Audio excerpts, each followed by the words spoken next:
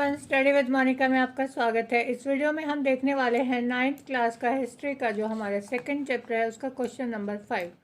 बोल्शेविकों ने अक्टूबर क्रांति के फ़ौरन बाद कौन कौन से प्रमुख परिवर्तन किए। इससे पहले वाले क्वेश्चन में हमने देखा था कि किस तरह से फरवरी क्रांति के बाद जो जार था, वहाँ का सम्राट था, उसके जो राजवंश था, उसका शासन था, उसका अंत हुआ। और उसके बाद अक्टूबर में जो क्रांति हुई उसके बाद जो बोल्शेविक थे, जो लेनिन था बोल्शेविक पार्टी के जो नेता, उनके हाथ में सत्ता आ गई थी। जार के बाद सत्ता किसके हाथों में आई थी? डूमा के जो नेता थे उन्होंने एक अंतरिम सरकार बना ली थी, लेकिन बोल्शेविकों के नेता लेनिन ने जो है विरोध करके उनके विरुद्ध जो है कार्रवाई की और सत्ता अपने हाथों में ले ली थी। अब उन्होंने जो है उसके बाद कौन कौन से परिवर्तन वहाँ पर किए बोल्शेविकों ने, वो हम देखेंगे। अक्टूबर क्रांति के बाद बोल्शेविकों द्वारा किए गए बदलाव निम्नलिखित हैं। बोल्शेविक निजी संपत्ति के पक्ष में नहीं थे। देखिए, जो बोल्शेविक थे वो समाजवादी पार्टी थी। वो चाहते थे कि समाज के जो भी संसाधन हैं, जो भी उद्योग हैं, उनके ऊपर किसका अधिकार हो, एक पूंजीपति वर्ग का ना होकर सबके जो है साझा अधिकार, वहाँ समाज के सभी लोगों का अधिकार हो। उन्होंने उद्योग और बैंकों का राष्ट्रीयकरण कर दिया था। भूमि को सामाजिक संपत्ति घोषित कर दिया गया और किसानों को उस भूमि पर कब्जा करने दिया जिस पर वो काम करते थे। इससे पहले क्या होता था रूस में कि जो किसान थे वो श्रमिक के रूप में काम करते थे ज़मीन के ऊपर। उनके जो ज़मीन दी जाती थी वो क्या था कि छोटे छोटे ज़मीन के टुकड़े दिए जाते थे और कुछ सालों के बाद फिर जो कम्यून होता था, सामंत होता था, वो सारी संपत्ति, सारी भूमि पर अपना अधिकार करके फिर से जो है लोगों में ज़मीन बांटता था, किसानों को जो है खेती करने के लिए देता था। उसकी जितनी परिवार की आवश्यकता होती थी उसके अनुसार ही उसे भूमि का टुकड़ा काम करने के लिए दिया जाता था।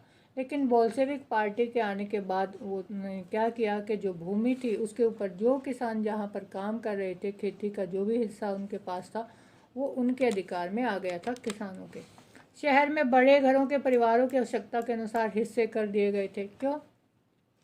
क्योंकि जो चर्च के लोग थे, कुलीन वर्ग थे शहरों में, उन्होंने क्या किया था, ज़्यादा से ज़्यादा संपत्ति अपने अब हथियार रखी थी, बड़े बड़े घर बना रखे थे, बहुत ज़्यादा जो है सारी भूमि उनके पास ही थी। तो बोल्शेविकों ने क्या किया कि उस भूमि के जो टुकड़े थे, जो उनके घर थे, उनके भी हिस्से कर दिए ताकि ज़्यादा से ज़्यादा लोगों को रहने के लिए जगह मिल सके।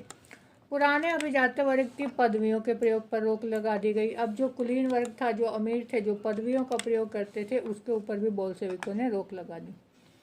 परिवर्तन को स्पष्ट करने के लिए बोल्शेविकों ने सेना व कर्मचारियों के लिए नई वर्दियां पेश की। अब वो क्या चाहते थे कि जो सेना है, कर्मचारी हैं, उनमें जो है परिवर्तन नज़र आना चाहिए कि भाई कौन व्यक्ति जो है वो सेना में है, कौन जो है श्रमिक है, मजदूर है, जो कारखानों में काम करने वाला कर्मचारी है। तो उन सब के लिए अलग अलग क्या किया, अलग अलग उनके लिए यूनिफॉर्म्स यानी वर्दियों के का जो है उन्होंने वो प्रस्ताव लेके आए कि भाई जो सेना है उसके लिए इस तरह की वर्दी होगी, जो मजदूर हैं उनके लिए अलग तरह की वर्दी थी।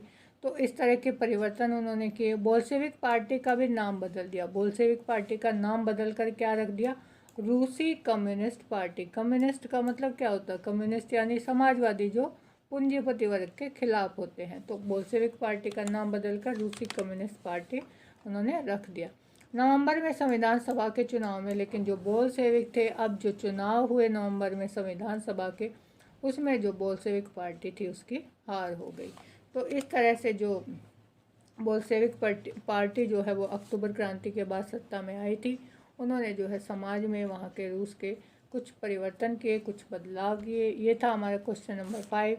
नेक्स्ट क्वेश्चन के लिए देखिए हमारी नेक्स्ट वीडियो।